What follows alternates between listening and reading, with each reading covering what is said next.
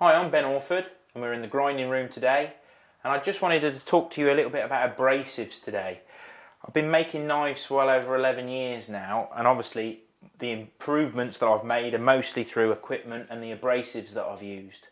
Now, when I first started knife making, I was just buying your standard aluminium oxide belts, which are normally this sort of red colour, and they're fairly common in a garden. You can get them at local DIY stores. The only trouble with them is as soon as you start grinding steel, they just don't last. Obviously they're a lot cheaper than the other belts, but they're no good at all as soon as you start grinding hard tool steels, especially after heat treatment. So aluminium oxide, fine for shaping handles, but they won't last. The next leap that you make is you can jump up to what they call zirconia. Now zirconia are normally blue in colour. They're a little bit more expensive than aluminium oxide, but they still don't really last any length of time as soon as you start grinding hard steel again. The real revolution is when you cross over to ceramic belts. Now ceramic belts are probably 3 times the price of aluminium oxide belts, but they do last. Now they work very well. They're normally this red colour. That's normally what to look for. Sometimes they make them blue just to make it a little bit more confusing. But the real revolution for me in the last few months is to cross over to 3M belts. Now 3M have got a very strong reputation for high quality products. Now they've been working on this particular ceramic called Cubitron. Now Cubitron has been around for a while now, and I've got a few of the original Cubitron belts, but they've really gone to town now, and these are the Cubitron 2 belts. Now these are engineered ceramics. Each one of these individual little blocks of ceramic are actually a perfect little pyramid, and they're actually stuck on there with an electrical charge so that the actual point of the pyramid is sticking up.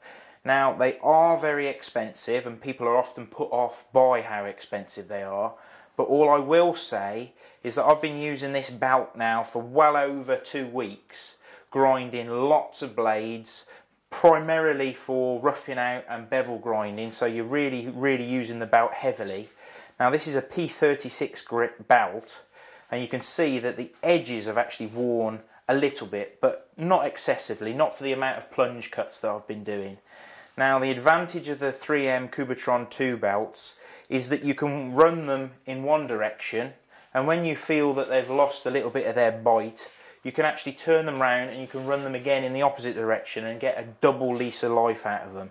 Now that's marked on the double arrow. You normally start with the one with the actual asterisks in the arrow. That's the way that you start grinding first of all.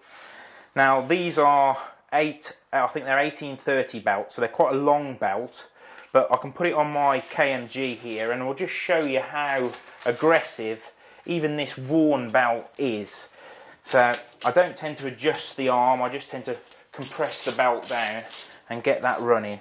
Like I say, the corners of the belt are fairly worn. I probably wouldn't use this for heavy plunge cuts now, but for rough grinding this axe out, it'll be perfect. Now I've got variable speed on this machine, and the advantage of the Cubitron 2 is you can actually run them quite fast, and they actually improve the life of the belt by how hard you actually use them. So if you're grinding hardened steel at fast speeds with lots of pressure, the actual belt life will be increased. So we'll just turn this on and you'll see how much control I've got on this machine, but also how aggressive this belt is.